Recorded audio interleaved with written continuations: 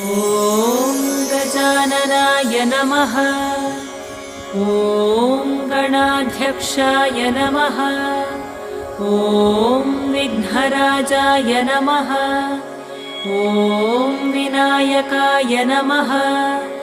ॐ द्वैमातुराय नमः। ॐ सुमुखाय नमः। ॐ प्रमुखाय नमः। ॐ सन्मुखाय नमः।